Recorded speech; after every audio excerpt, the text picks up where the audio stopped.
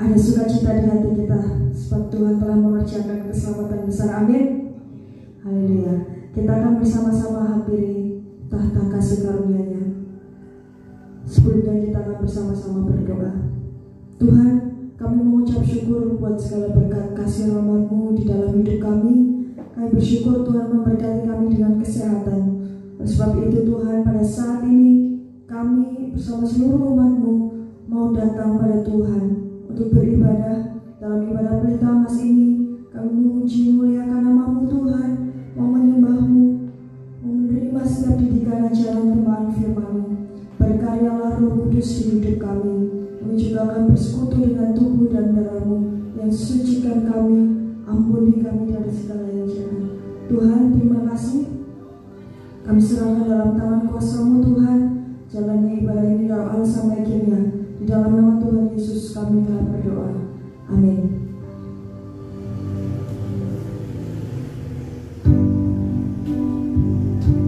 Tuhan adalah pengasih dan penyayang, panjang sabar dan berlimpah kasih setia. Setinggi langit dari bumi, demikianlah besar kasih-Nya pada kita, orang-orang yang takut akan Dia. Sejauh timur dari barat, demikian dijauhkannya daripada kita pelanggaran-pelanggaran kita. Seperti Bapa sayang kepada anaknya, demikianlah Tuhan Yesus Kristus mengasihi kita. Haleluya. Hallelujah.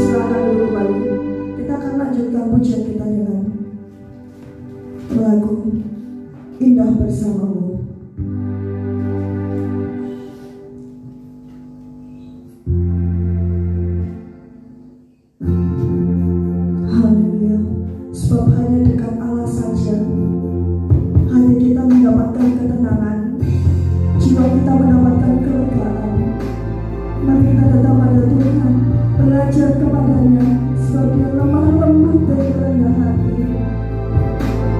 Terima kasih Tuhan Yesus.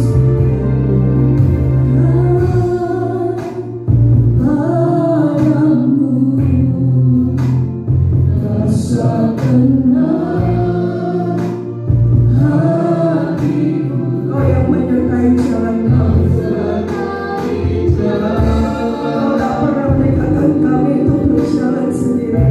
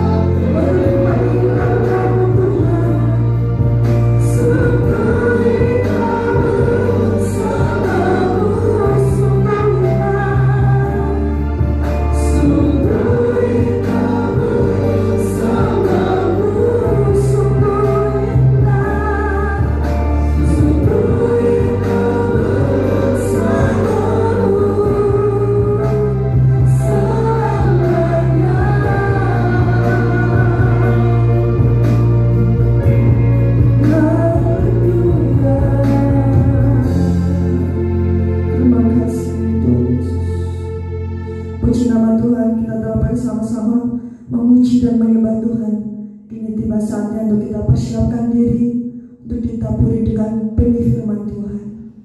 Mari kita bersama-sama fokuskan roh, jiwa, dan raga kita, hati pikiran kita sepenuhnya tertuju untuk mendengar sabda firman-Nya, sehingga firman Tuhan mengerjakan setiap hati kita, memberi pertumbuhan rohani dalam hidup kita. Dan untuk kita hidup terus mengandalkan Tuhan Yesus Kristus. Kita naikkan pujian, Yesus yang kuandalkan. Sebab sungguh Tuhan, kami memerlukan Engkau lebih dari segala yang ada.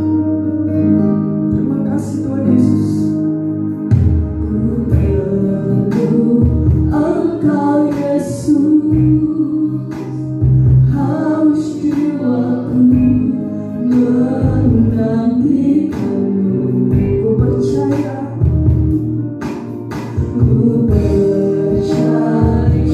Kau pandu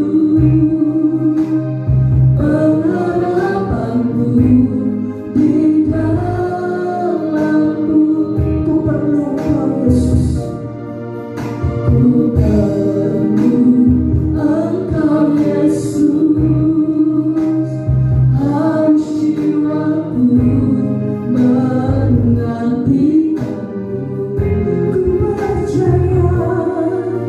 Ku percaya Kau penuh, amin, pengharapanku di dalammu.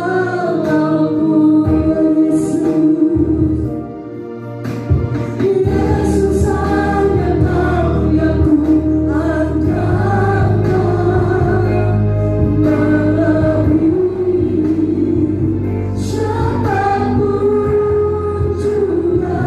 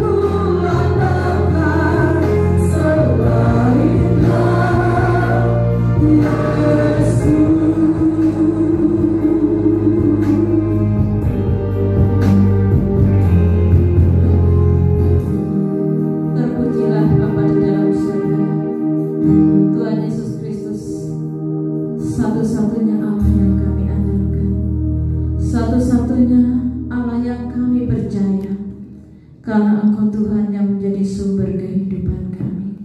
Engkau yang menjadi sumber keselamatan bagi kami.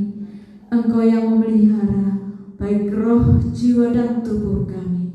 Terima kasih Tuhan buat kasih-Mu, buat kemurahan-Mu yang telah Tuhan curahkan kepada kami, sehingga kami menjadi umat-Mu Tuhan, menjadi kekasih-kekasih Engkau. Bahkan pada kesempatan pagi hari ini, kami bersama-sama datang menghadap hadirat-Mu Tuhan. Kami menaikkan syukur kami ke hadapan Engkau Tuhan. Kami memuji menyembah Engkau Tuhan. Biarlah pujian sembah kami layak di hadapan Tuhan dan mempermuliakan nama Tuhan. Dan saat ini Tuhan, kami rindu untuk bersekutu dengan firman-Mu. Mari Tuhan, Engkau hadir di tengah-tengah kami dengan kekuatan kuasa urapan Roh Kudus-Mu Tuhan. Lawat setiap pribadi kami, penuhi kami dengan hadirat-Mu Tuhan. Kenyangkan kami dengan kehadiran Engkau, dengan kuasa-Mu, dengan kasih-Mu, dengan firman-Mu ya Tuhan. Mari Engkau mengurapi hamba-Mu yang Engkau pakai menjadi saluran berkat firman-Mu pagi hari ini. Taruhkan lidah urapan, lidah kuasa dari tempat yang maha tinggi, sehingga setiap benih firman-Mu menjadi berkat bagi kami semua. Terima kasih Bapa. Di dalam nama Tuhan Yesus Kristus kami berdoa. Amin. Silakan duduk kembali Bapak Ibu yang dikasihi Tuhan. Salam. Salam, selamat pagi. Selamat kita bersekutu kembali dalam kasih Tuhan dalam ibadah Pelita Emas pagi hari ini. Saudara merasakan sukacita? Haleluya. Di dalam hadirat Tuhan ada sukacita besar, ada ketentraman, ada ketenangan di dalam Tuhan. Puji nama Tuhan. Bapak Ibu yang dikasihi Tuhan, kesempatan yang baik saat pagi hari ini kalau kita bersama-sama bersekutu untuk memuji memuliakan nama Tuhan. Firman Tuhan saat ini mengambil tema menerima dan melaksanakan mandat dari Tuhan. Saudaraku yang dikasihi Tuhan, pada awal penciptaan bumi masih gelap gulita, belum berbentuk, masih campur baur ya dengan air. Jadi tidak ada sesuatu yang terang, yang baik, belum ada yang diciptakan. Seperti dalam Kejadian pasal 1 ya. Kejadian pasal 1 ayat 1 dan seterusnya itu dikatakan Allah menciptakan langit dan bumi. Tentu saudara pernah membaca kitab pertama dalam Perjanjian Lama, Kejadian, dan pasal 1 jadi awal dari Alkitab. Saudara, kalau saudara buka Alkitab lembaran pertama itu adalah tentang Allah menciptakan langit dan bumi. Saudara yang dikasihi Tuhan, hari pertama Tuhan menciptakan terang. Hari kedua Tuhan menciptakan cakrawala atau langit. Hari ketiga Tuhan menciptakan tumbuh-tumbuhan, segala jenis tumbuh-tumbuhan. Kemudian hari keempat Allah menciptakan benda-benda penerangan, yaitu matahari, bulan, dan bintang. Kalau matahari untuk siang hari, bulan untuk malam hari, bintang juga untuk malam hari. Kemudian hari yang kelima Tuhan menciptakan burung di udara, segala jenis burung di udara Tuhan ciptakan, dan juga menciptakan segala jenis ikan di air dan juga di dalam laut. Kemudian hari yang keenam Tuhan menciptakan segala jenis binatang liar dan juga segala jenis ternak dan segala jenis binatang melata. Binatang liar itu binatang yang ada di hutan yang tidak dipelihara. Kemudian ternak itu yang dipelihara, lembu, sapi, kerbau, ada binatang kambing, domba, dan sebagainya. Itu yang diternak. Kemudian yang melata itu sejenis reptil, ada ular, ada tekek ya, ada kadal dan sebagainya. Itu yang melata Tuhan ciptakan pada hari yang ke-6.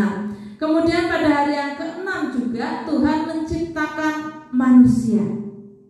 Ini puncaknya, Tuhan menciptakan manusia yang lebih utama, lebih sempurna daripada yang lain. Kemudian setelah itu hari yang ke-7 adalah hari perhentian. Tuhan tidak menciptakan ciptaannya lagi, tetapi Tuhan berhenti, yang disebut dengan hari Sabat. Itu sekilas tentang penciptaan. Saudara yang dikasih Tuhan, mari kita akan membaca Kejadian pasal 1 ayat 27 sampai 31.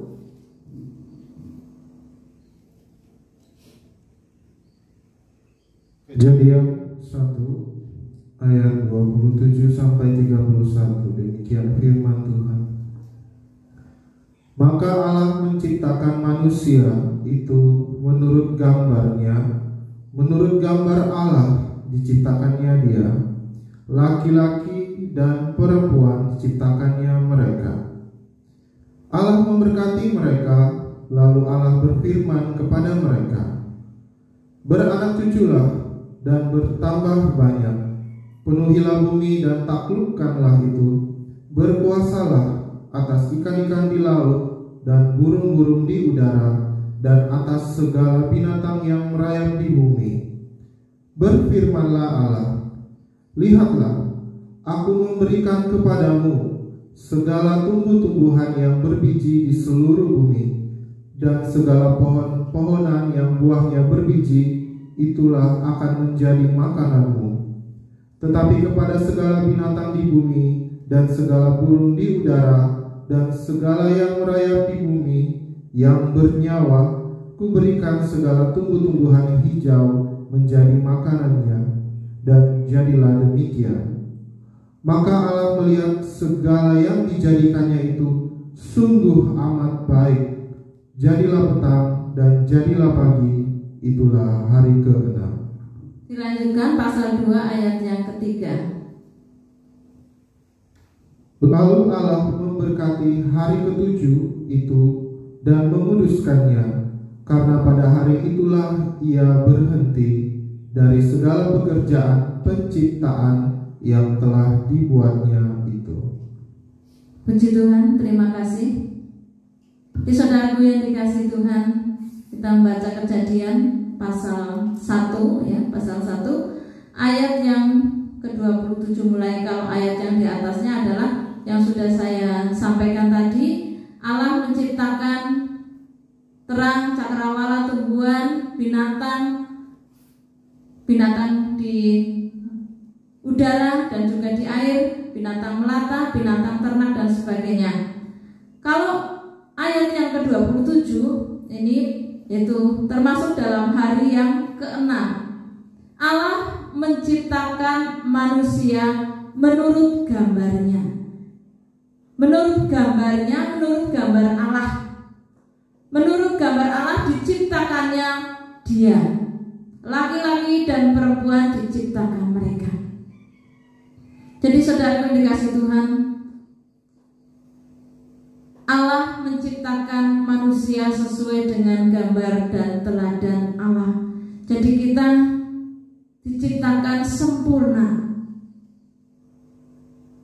Untuk itu Allah memberkati umat manusia, dan Allah memberikan mandat atau wewenang ya, atau kepercayaan kepada manusia. Saudara yang dikasih Tuhan, mandat Allah itu kalau kita simpulkan itu ada 5 ya. Yaitu mandat spiritual, mandat biologis, mandat ekonomi, mandat kultur, dan mandat konservasi. Dari ayat yang sudah kita baca, kita urutkan dari ke yang rohani terlebih dahulu, yaitu mandat spiritual. Itu di dalam Kejadian pasal 2 ayat 3 yang tadi sudah kita baca, bahwa Allah berhenti pada hari ketujuh dan Allah menguduskan hari yang ketujuh itu menjadi hari Sabat, hari perhentian, di mana umat manusia diperintahkan untuk berhenti dari aktivitasnya dan datang kepada Tuhan, beribadah kepada Tuhan. Mandat spiritual ini memberikan kepercayaan manusia untuk senantiasa ada hubungan intim, erat, akrab dengan Tuhan. Jadi tidak terputus hubungan antara Allah dengan manusia, tetapi semakin erat, semakin akrab, semakin dekat dan selalu dekat dengan Tuhan.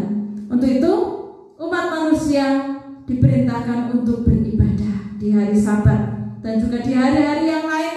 Tentu kita senantiasa harus datang kepada Tuhan. Kemudian mandat biologis itu di dalam Kejadian pasal 1 ayat 28 yang bagian A. Allah memberkati mereka, lalu Allah berfirman kepada mereka, beranak cuculah dan bertambah banyak, penuhilah bumi dan taklukkanlah itu. Kemudian berkuasalah atas ikan-ikan di laut dan burung-burung di udara dan atas segala binatang yang merayap di bumi. Jadi ini yang bagian A dulu, bahwa Allah itu memberikan mandat biologis, yaitu untuk kita beranak cucu, berkembang biak, memenuhi bumi.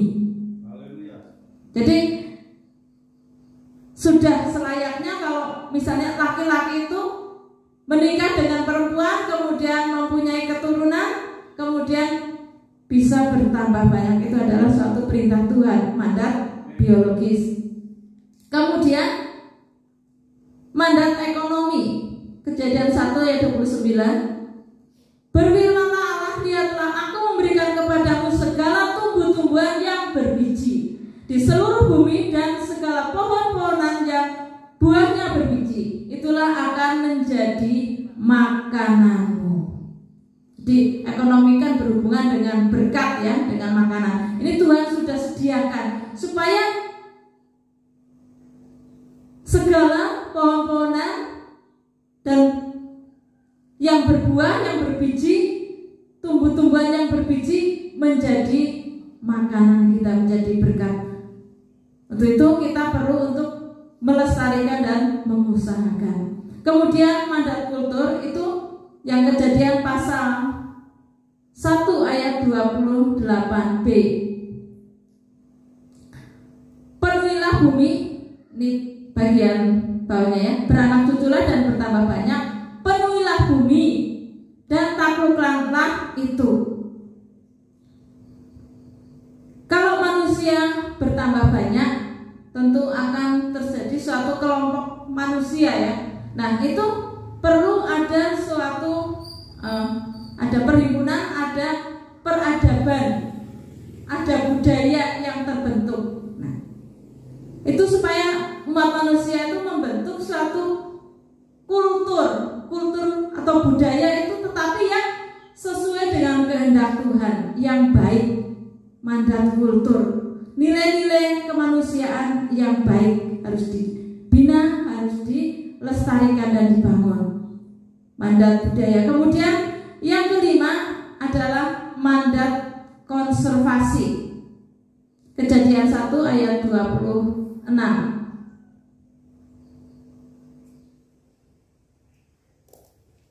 Berfirmanlah Allah, baiklah kita menjadikan manusia menurut gambar dan rupa kita, supaya mereka berkuasa atas ikan-ikan di laut dan burung-burung di udara dan atas ternak dan atas seluruh bumi dan atas segala binatang melata yang merayap di bumi.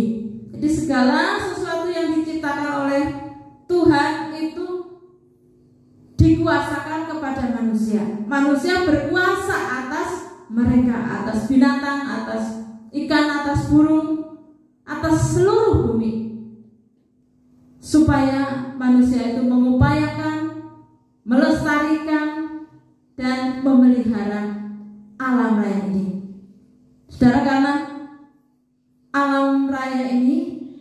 yang bisa mengendalikan itu bukan binatang tetapi manusia. Maka Tuhan memberikan mandat konservasi kepada manusia. Itu juga tertulis dalam Kejadian pasal 2 ayat yang ke-15.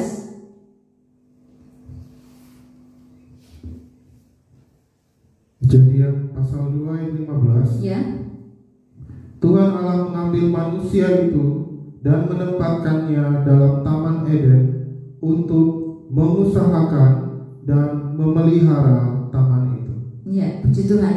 Jelas sekali bahwa Tuhan mengambil manusia itu dan menempatkannya di Taman Eden. Menempatkan di Taman Eden untuk mengusahakan dan memelihara taman itu. Itu untuk melaksanakan mandat pemeliharaan atas Taman Eden. Itu mandat konservasi. Saudaraku dikasih Tuhan, manusia yang pertama adalah Adam. Kemudian karena Adam tidak mempunyai pendamping, Tuhan memberikan pendamping yang namanya Hawa. Mereka ditaruh di Taman Eden. Ditempatkan di Taman Eden, suatu tempat yang indah, yang nyaman, tentram, di mana setiap saat Tuhan bisa hadir dan manusia Adam dan Hawa bisa menyambut kehadiran Tuhan. Saudaraku dikasih Tuhan, manusia pertama bernama Adam itu menerima mandat dari Tuhan. Kemudian Adam itu juga disertai oleh malaikat Tuhan. 7 divisi malaikat Tuhan itu senantiasa ada bersama-sama dengan Adam. Karena apa? Tuhan itu memberikan kuasa penuh atas alam raya ini kepada Adam. 7 divisi malaikat itu antara lain, ya.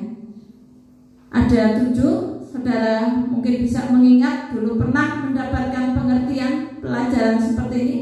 Yang pertama adalah Bobo Bayu, malaikat yang berkuasa atas angin. Kemudian Bobo Dahono, malaikat yang berkuasa atas api.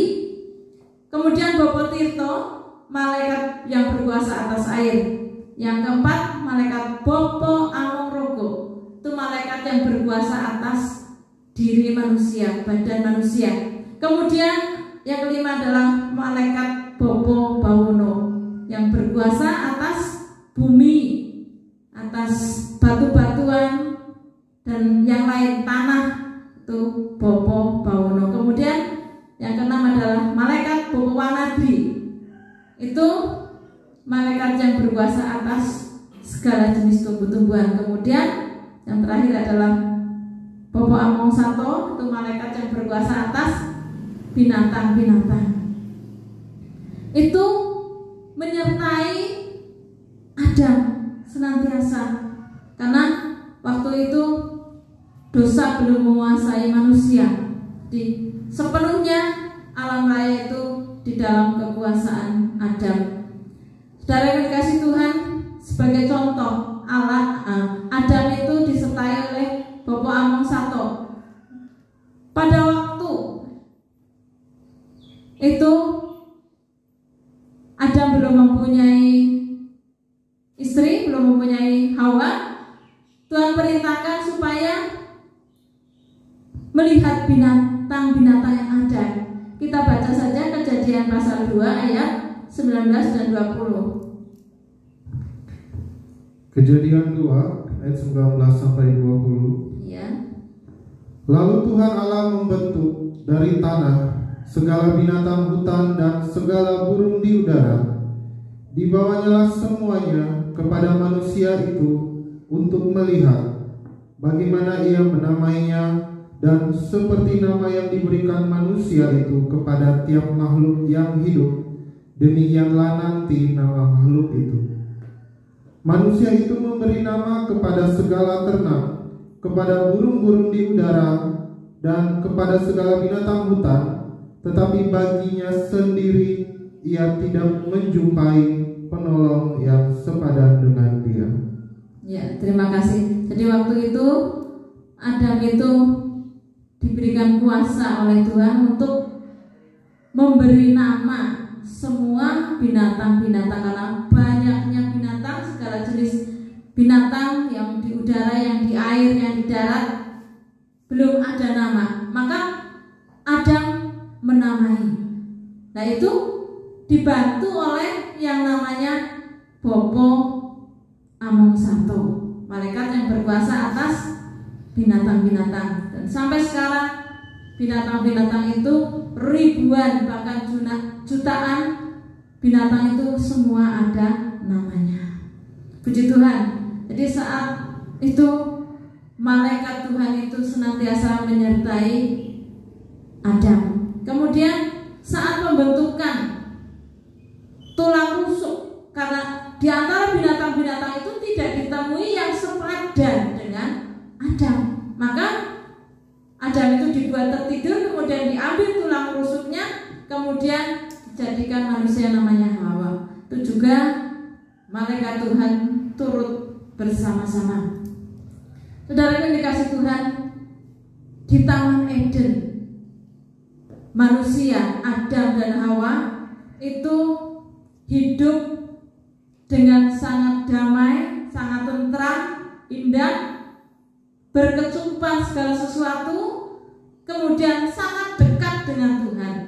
Jadi kelima mandat yang tadi sudah saya sebutkan senantiasa dipegang oleh yang namanya Adam. Tetapi saudara yang dikasih Tuhan, itu tidak berkelanjutan sampai akhir, tidak berlangsung lama menurut pembacaan ini. Tapi tahun Tuhan itu panjang ya. Kalau kita sehari bagi Tuhan adalah 1000 tahun. Di waktu itu di dalam Kejadian pasal 3, manusia itu jatuh ke dalam dosa. Ada iblis Lucifer yang merasuk atau masuk ke dalam ular, kemudian menggoda yang namanya Hawa. Digoda, suruh melanggar firman Tuhan, karena Tuhan berketetapan bahwa tidak boleh makan pohon pengetahuan baik dan buruk. Tetapi dikatakan oleh iblis, tidak, kamu boleh makan. Kalau kamu makan, kamu akan seperti Allah. Maka Hawa itu tergoda, kemudian makan, kemudian memberikannya kepada suaminya, dan suaminya juga melanggar firman.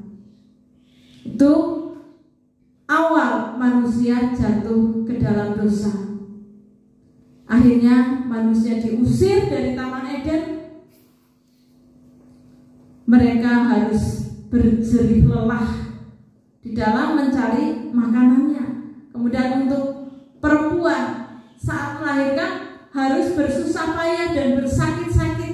Makanya kalau ibu-ibu melahirkan itu sakitnya tidak bisa dibayangkan. Kemudian bagi para pria harus mengusahakan tanah, ini terutama Adam, ingin makan harus mengusahakan tanah dulu, baru menanam dan dapat hasil. Terus berjerih lelah karena melanggar firman Tuhan, dan itu terjadi turun temurun sampai pada saatnya Tuhan hadir menjadi penebus. Di saat manusia jatuh dalam dosa, kelima mandat itu direbut oleh setan, oleh iblis. Jadi iblis yang menguasai dunia ini, merajalela, mempengaruhi manusia untuk tidak taat kepada Tuhan. Bahkan iblis menawarkan kekayaan, menawarkan kesaktian dan sebagainya, tetapi dengan jalan yang tidak baik, dengan jalan yang melanggar firman Tuhan. Di saudara dikasih Tuhan, sejak manusia jatuh di dalam dosa, Kejadian pasal 3, sampai seterusnya manusia hidup di dalam dosa, dosa keturunan maupun dosa perbuatan masing-masing. sehingga tidak ada jaminan kekekalan, tidak ada keselamatan. Semua hidup di dalam kutuk dosa. Hanya orang-orang tertentu, orang-orang kudus yang benar-benar memang dipilih Tuhan diselamatkan. Tapi semuanya hidup di dalam dosa. Saudara yang dikasih Tuhan, kapan mandat itu dapat direbut kembali dari genggaman iblis? Seperti pada waktu zaman Adam, waktu menerima mandat, keadaannya indah, damai, bebas dari segala dosa dan kutuk. Mandat dapat kita terima kembali saat Kristus menebus kita, saat Kristus berkorban di kayu salib, mencurahkan darahnya untuk kita. Dia menyelamatkan kita, dia membebaskan kita dari segala kutuk dan mengembalikan hak kita untuk menerima mandat dari Tuhan. Galatia pasal 3 ayat 13 kita akan baca.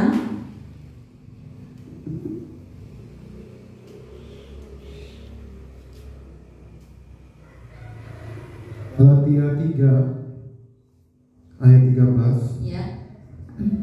Kristus telah menebus kita dari kutuk hukum Taurat dengan jalan menjadi kutuk karena kita. Sebab ada tertulis, terkutuklah orang yang digantung pada kayu salib. Terkutuklah orang yang digantung pada kayu salib. Yesus terkutuk, tetapi untuk menebus dosa kita. Dia tidak berbuat suatu kesalahan apapun, tapi Kristus telah menebus kita dari kutuk hukum Taurat dengan jalan menjadi kutuk karena kita. Karena pengorbanan Kristus kita ditebus, kita dibebaskan. Kemudian 1 Korintus 15 ayat 54 sampai 57 kita akan baca.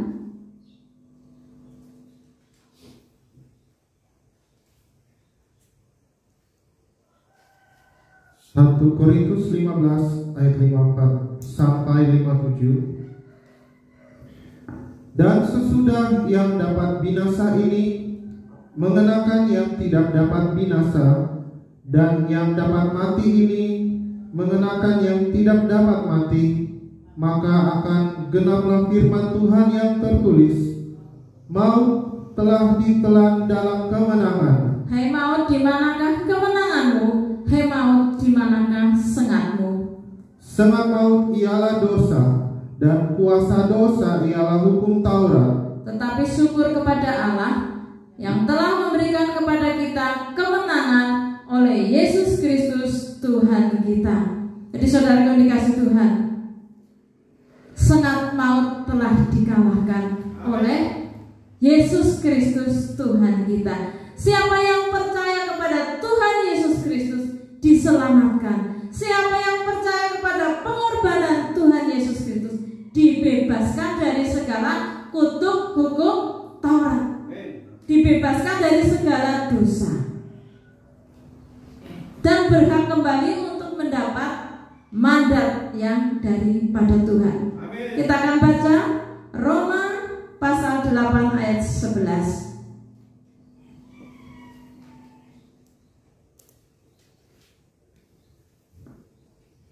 Roma 8 ayat 11.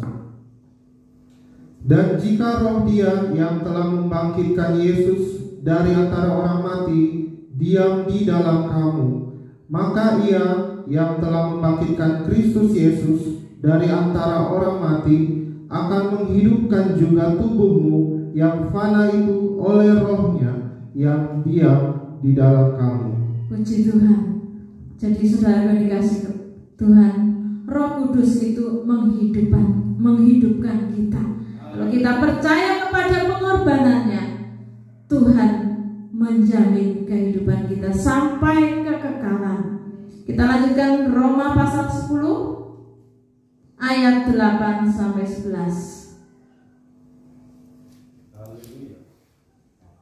Roma 10 ayat 8 sampai 11. Tetapi apakah katanya?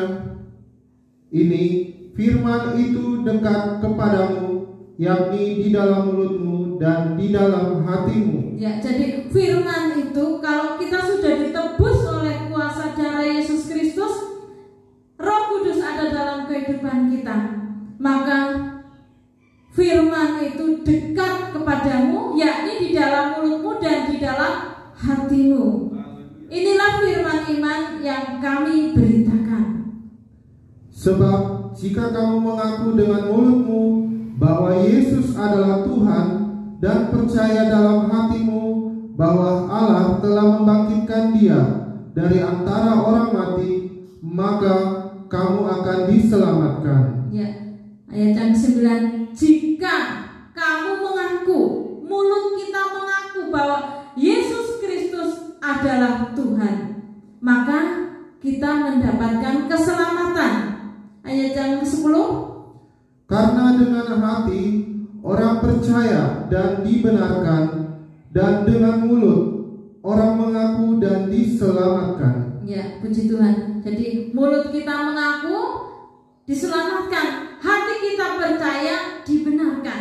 Jadi dari lahir sampai batin, dengan mulut dan hati kita percaya, kita mengaku, maka kita diselamatkan. Kita mendapatkan keselamatan yang daripada Tuhan.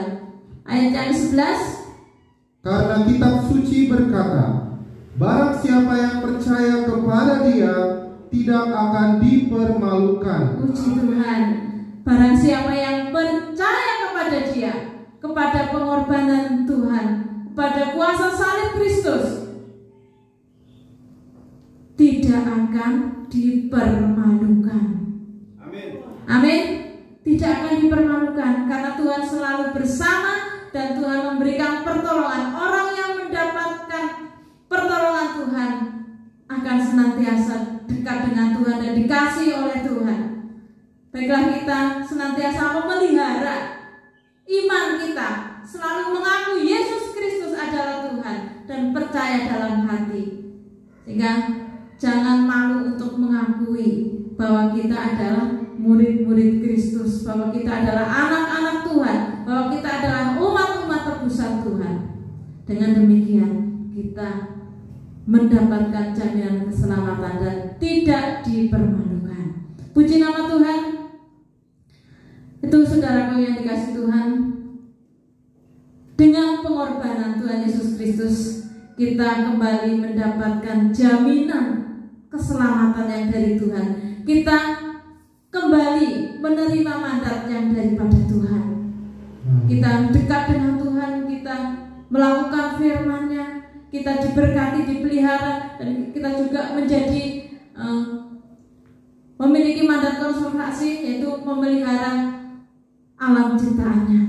Di saudaraku yang dikasihi Tuhan, itu yang Tuhan Yesus Kristus korbankan untuk kita, supaya kita itu tidak binasa, tidak jatuh di dalam penghukuman, tidak jatuh dalam kutuk hukum Taurat, tetapi mendapatkan hidup yang kekal.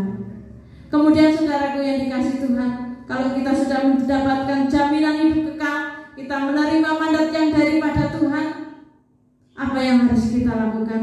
Karena saudaraku yang dikasihi Tuhan, seringkali kita mendapatkan berita atau firman Tuhan yang mengatakan bahwa dunia ini hampir usai, karena dunia sudah tua, sudah hiruk pikuk dengan penduduk dan juga dengan banyak kejahatan manusia. Dikatakan Tuhan Yesus Kristus hampir datang. Untuk waktunya, saatnya kita tidak tahu, karena dikatakan bahwa di dalam Matius 24 ayat 36, tetapi hari dan saatnya tidak seorang pun yang tahu. Mari dibaca juga Matius pasal 24 ayat 36. Tetapi tentang hari dan saat itu tidak seorang pun yang tahu, malaikat-malaikat di sorga tidak, dan anak pun tidak, hanya Bapa sendiri. Ya. Yang tahu hanyalah Bapa sendiri. Malaikat tidak tahu, anak juga tidak tahu.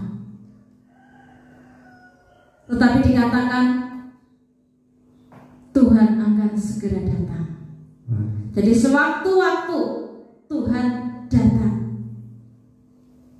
Kemudian apa yang harus kita lakukan sebagai manusia, sebagai umat-umatnya? Apakah kita mau hidup semaunya sendiri? Apakah kita mau santai-santai, memuaskan hawa nafsu daging? Atau apa yang harus kita lakukan? Supaya pada saatnya nanti kita mendapatkan keselamatan, mendapatkan kemuliaan bersama-sama Tuhan dengan caranya Tuhan.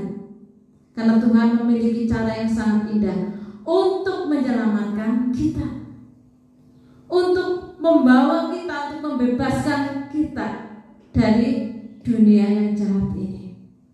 Kita baca Matius pasal 24 ayat 44. Matius 24 ayat 44. Sebab itu hendaklah kamu juga siap sedia, karena Anak Manusia datang pada saat yang tidak kamu duga. Ya, puji Tuhan. Hendaklah kamu juga siap sedia. Amin. Siap sedia, karena Anak Manusia datang pada saat yang tidak kamu duga. Tidak bisa dikira-kira. Orang, manusia, atau siapapun bisa mengira-kira kapan itu datang, kapan itu datang. Tetapi hak yang utama itu adalah kedaulatan Tuhan. Kita tidak bisa memastikan. Yang dapat kita lakukan adalah siap sedia. Amin. Siap sedia, mempersiapkan diri supaya pada saatnya kita didapati layak di hadapan Tuhan. Saatnya kita didapati berkenan di hadapan Tuhan, tidak bercacat celah, tidak kerut, ya, tidak penuh dengan kejahatan. Jadi kita siap sedia melakukan segala sesuatu yang baik yang difirmankan oleh Tuhan. Yang harus kita lakukan apa? Saudara dikasih Tuhan, di dalam pelayanan gerejawi kita mengenal bahwa ada namanya trilogi pelayanan. Di 5 mandat itu, di dalam pelayanan di gereja itu disimpulkan menjadi 3 jenis pelayanan, yaitu yang disebut trilogi pelayanan atau tritugas pelayanan gereja. Yang pertama yang harus kita lakukan adalah pelayanan koinonia. Kemudian yang kedua pelayanan diakonia. Terus yang ketiga pelayanan marturia. Itu ada 3 tugas pelayanan di dalam gereja, di dalam kehidupan umat-umat Tuhan. Yang pertama disebut pelayanan koinonia. Koinonia artinya persekutuan. Identik dengan kalau di dalam tabernakel adalah mezbah dupa, yaitu ibadah persekutuan di dalam pengembalaan. Setia beribadah dekat dengan Tuhan, selalu mencari hadirat Tuhan, mencari kehendak Tuhan. Kita baca Kisah Rasul pasal 2 ayat 42. Ini kehidupan jemaat pada mula-mula. Mereka melakukan pelayanan koinonia koinonia, pelayanan penggembalaan dan persekutuan. Kisah Para Rasul 2 ayat 42. Mereka bertekun dalam pengajaran rasul-rasul dan dalam persekutuan, dan mereka selalu berkumpul untuk memecahkan roti dan berdoa. Ya, puji Tuhan. Jadi yang harus kita lakukan, salah satunya pelayanan koinonia ini, itu seperti dalam kehidupan rasul-rasul ya. Mereka bertekun dalam pengajaran rasul-rasul, dalam pengajaran firman Tuhan, selalu bersekutu dengan firman Tuhan dan melakukannya, dan dalam persekutuan, selalu ada persekutuan di antara umat-umat Tuhan, ada persekutuan. Terlebih untuk hati kita melekat dengan Tuhan, dan mereka selalu berkumpul untuk memecahkan roti, itu berbagi firman Tuhan dan juga perjamuan kudus ya.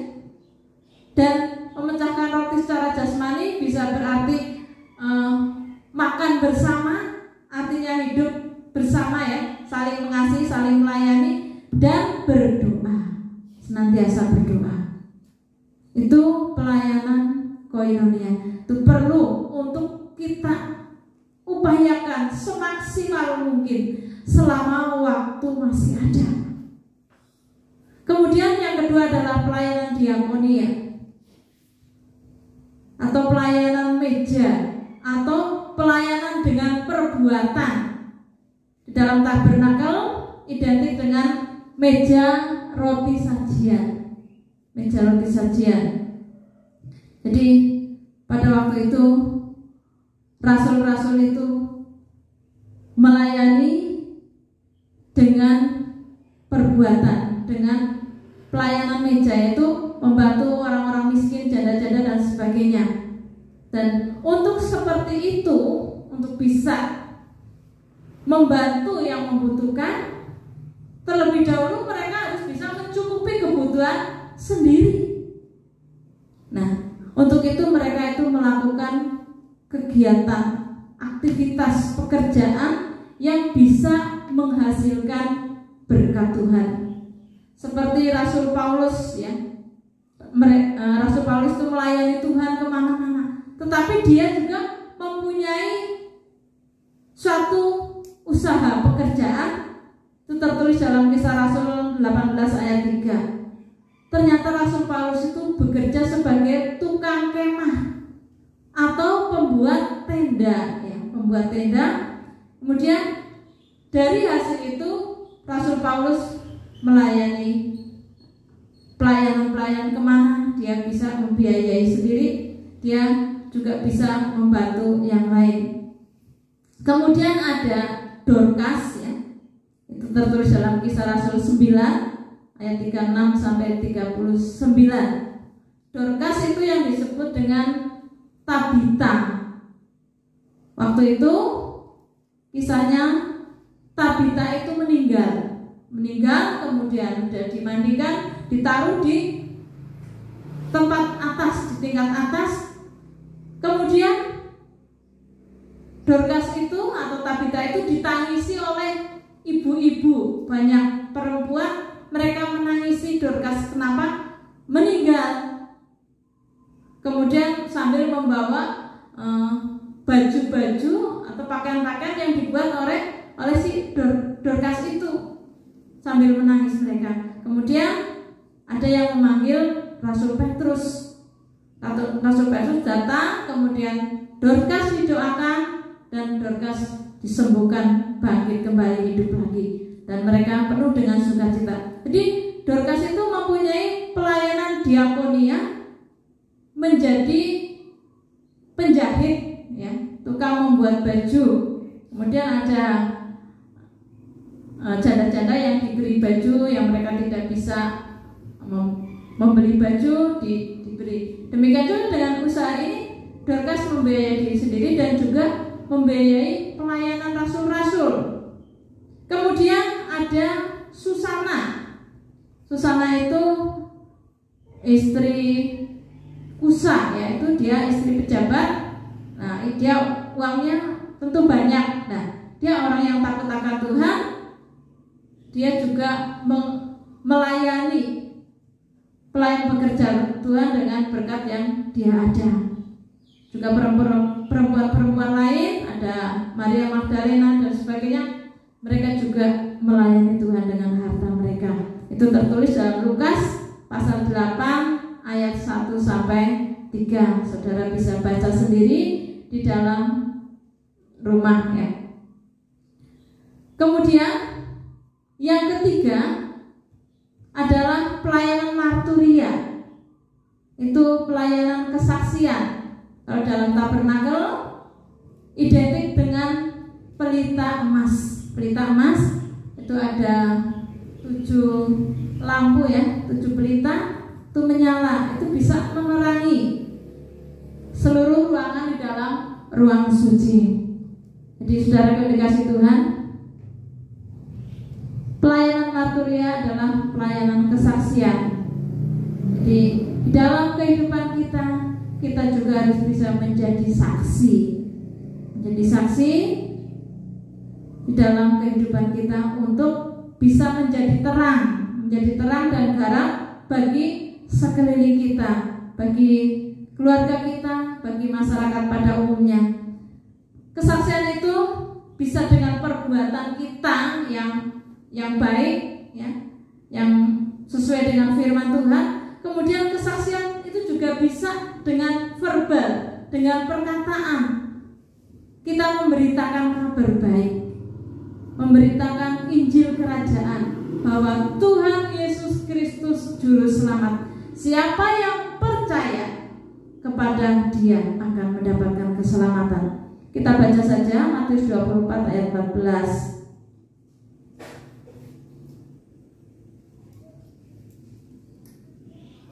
Matius 24 ayat 14. Dan Injil kerajaan ini akan diberitakan di seluruh dunia menjadi kesaksian bagi semua bangsa. Sesudah itu barulah tiba kesudahannya. Ya. Puji Tuhan, jadi Injil itu akan diberitakan ke seluruh dunia menjadi kesaksian bagi semua bangsa. Jadi Tuhan akan datang, kesudahannya akan tiba kalau Injil kerajaan itu sudah didengar oleh seluruh umat manusia yang ada di dunia.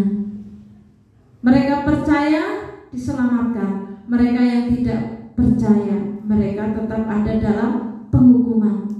Dan itu menjadi tugas kita untuk kita memberitakan kabar baik ya.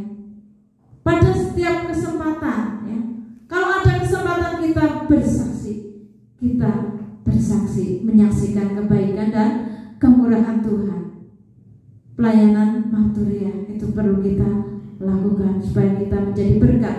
Di saudaraku yang dikasih Tuhan, yang harus kita lakukan di saat-saat ini, di zaman-zaman akhir ini, kita siap sedia untuk menanti kedatangannya dengan melakukan trilogi pelayanan, yaitu pelayanan koinonia, pengembalaan, pelayanan diakonia, pelayanan meja, kemudian pelayanan marturia, yaitu pelayanan kesaksian. Di saudaraku yang dikasih Tuhan, biarlah kita memahami akan hal ini. Marilah kita ya menggunakan waktu yang masih ada. Kita tidak tahu waktunya tinggal berapa jengkal ya, tinggal berapa hari, berapa bulan, berapa tahun, berapa puluh tahun, tidak tahu. Atau esok hari kita pun tidak tahu.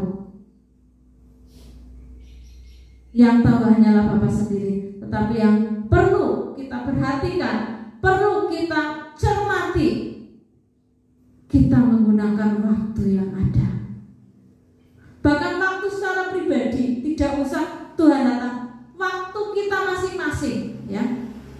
Kita tidak tahu kapan dipanggil Tuhan. Kadang itu tidak dalam pemikiran kita. Ada orang yang sehat bisa tiba-tiba dipanggil Tuhan, atau orang yang masih muda, atau orang yang tua, atau anak kecil pun kita tidak bisa mengukur atau memprediksi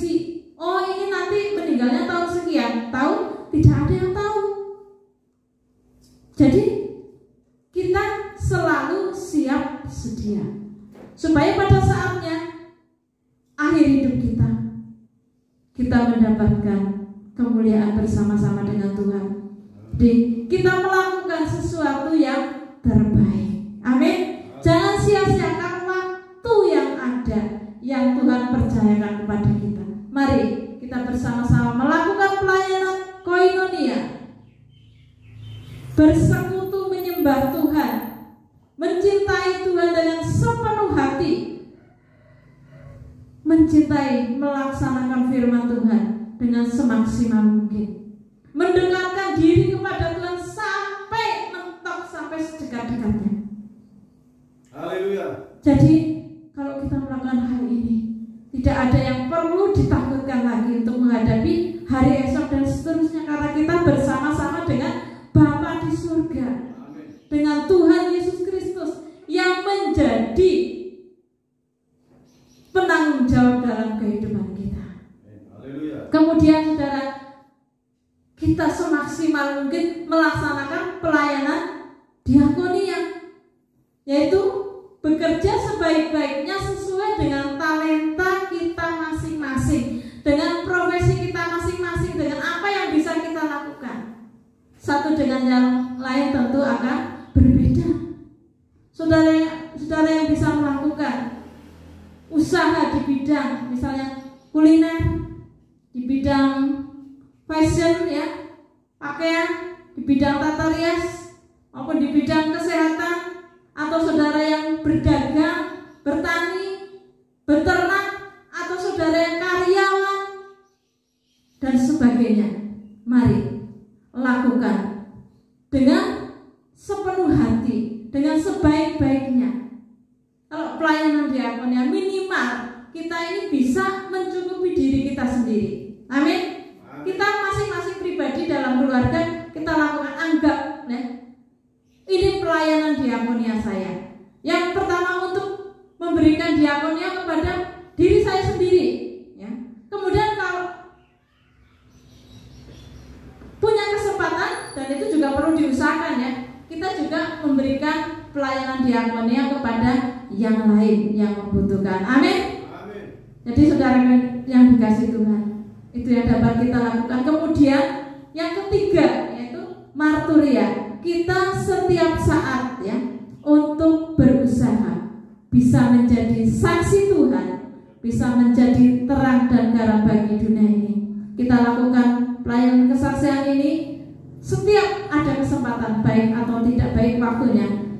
Kita memberitakan kabar baik mengenai pertumbuhan. Seseorang itu bisa percaya atau tidak, itu adalah karya Roh Kudus, bukan kemampuan kita. Tugas kita adalah memberitakan kabar baik, melakukan pelayanan marturia. Jadi saudaraku yang dikasih Tuhan, sebagai ayat yang terakhir kita akan baca 1 Korintus 15. 1 Korintus 15 ayat 58.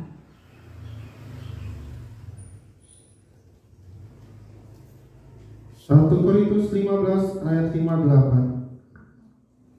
Karena itu, saudara-saudaraku yang kekasih, berdirilah teguh, jangan goyah, dan giatlah selalu dalam pekerjaan Tuhan, sebab kamu tahu bahwa dalam persekutuan dengan Tuhan, jerih payahmu tidak sia-sia. Amin. Jerih payah kita yang kita lakukan di dalam pekerjaan Tuhan tidak akan pernah sia-sia. Jadi supaya kita ini senantiasa berdiri teguh, jangan goyah, dan giat selalu dalam pekerjaan Tuhan. Setiap perbuatan baik yang kita lakukan di hadapan Tuhan, Tuhan senantiasa menyediakan upah atau pahala atau ganjaran untuk kita semuanya. Puji Tuhan. Kita baca bersama-sama ayat ini. 1, 2, 3. Karena itu saudara-saudaraku yang kekasih, berdirilah teguh, jangan goyah, dan giatlah selalu dalam pekerjaan Tuhan. Sebab kamu tahu bahwa dalam persekutuan dengan Tuhan, jerih payahmu tidak sia-sia. Amin. Puji Tuhan. Saudaraku yang dikasih Tuhan, biarlah firman Tuhan menjadi berkat untuk kita semuanya. Tuhan Yesus Kristus memberkati. Kita akan bersama-sama nyanyikan pujian Tiada yang seperti Engkau.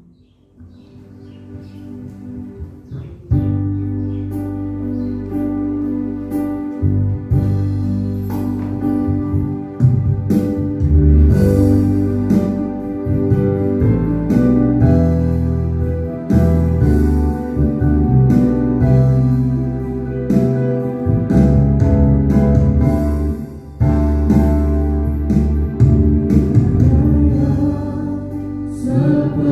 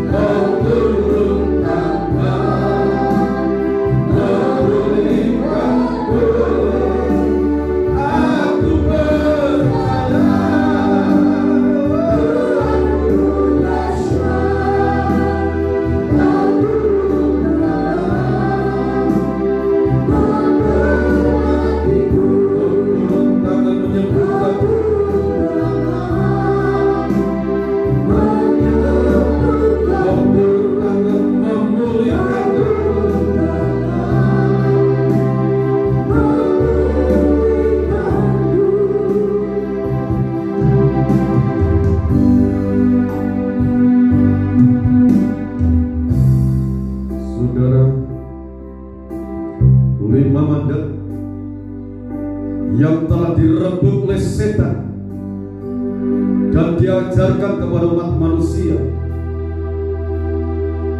sehingga kiblatnya manusia kebanyakan kepada kuasa setan. Seiring kematian Yesus Kristus dan kebangkitannya, 5 mandat tersebut direbut dari tangan setan, dan kuasa 5 mandat itu dipercayakan kepada orang-orang yang percaya akan kuasa pengorbanan Kristus dan kebangkitannya. Roh Kudus akan menyertai kita. Tangkap kebenaran firman Allah ini, jalankan dengan penuh keyakinan. Kuasa Roh Kudus menyertai hidupku. Tuhan menyertai hidupku. Tuhan di pihakku. Berdirilah kokoh, berdirilah teguh, berikat pinggangkan kebenaran, tetap giat dalam pelayanan pekerjaan Tuhan. Jerih payahmu dalam Tuhan tidak sia-sia. Bapa, terima kasih buat kehadiran-Mu di tengah-tengah kami. Kau telah berbicara melalui hamba-Mu. Ialah kebenaran firman-Mu tanamkan dalam setiap pribadi kami masing-masing, baik kami yang berkumpul dalam tempat ibadah ini maupun anak-anak-Mu yang akan mengikuti rangkaian ibadah ini melalui tayangan YouTube dimanapun mereka mengikuti, kapanpun. Lawat mereka, jamah mereka, berkati mereka. Kalau 5 mandat itu mereka tangkap dan mereka imani bahwa kuasa itu Tuhan percayakan kepada orang-orang yang percaya pada Kristus. Terima kasih Bapa.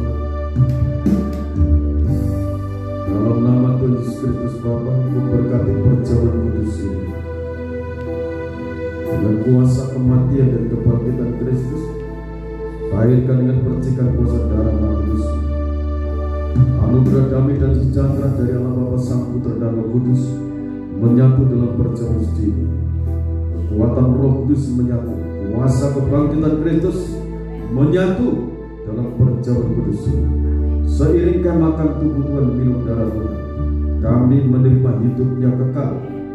Kami menerima penyertaan Tuhan, kami menerima pemeliharaan Tuhan, dan kami menerima kuasa kebangkitan Tuhan.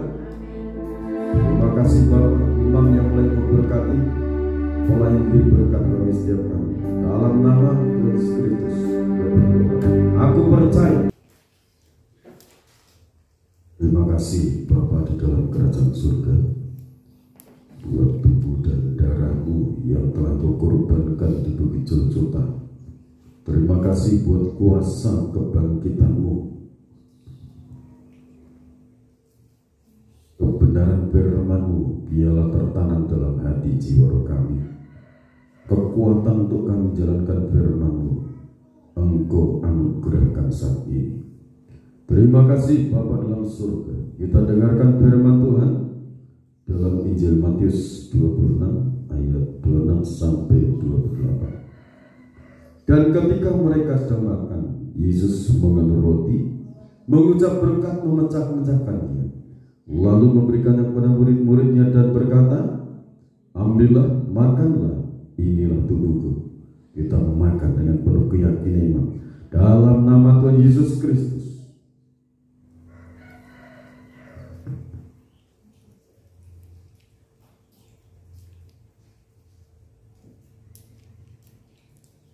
Terima kasih Bapa dalam surga,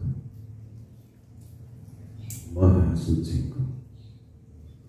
Sesudah itu ia mengambil jalan, mengucap syukur, lalu memberikannya kepada mereka semua.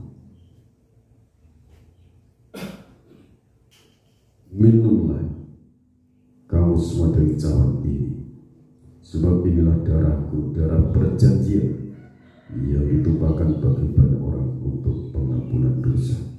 Terima kasih Bapa, Engkau sudah mengampuni dosa-dosa kami, segala pelanggaran-pelanggaran kami, baik perkataan kami, batin kami, pikiran kami, yang tidak berkenan kepadamu, Tuhan sudah mengampuni. Kita minum dengan penuh keyakinan dalam nama Tuhan Yesus Kristus.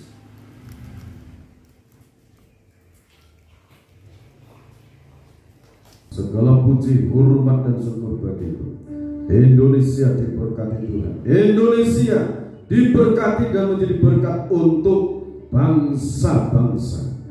Terima kasih, segala puji syukur bagi Bapa Surgawi di dalam nama Tuhan Yesus Kristus. Bapak, Ibu, Saudara, saudariku kekasih Tuhan, sekarang terimalah berkat anugerah damai dan sejahtera dari Allah Bapa, Sang Putra dan Roh Kudus melimpah dalam kehidupan kita. Immanuel, Allah beserta kita dalam kekuatan urapan Roh Kudus-Nya. Sekarang sampai Tuhan datang yang kedua kali, tetaplah dalam naungan kasih dan rahmat-Nya. Di dalam nama Tuhan Yesus Kristus,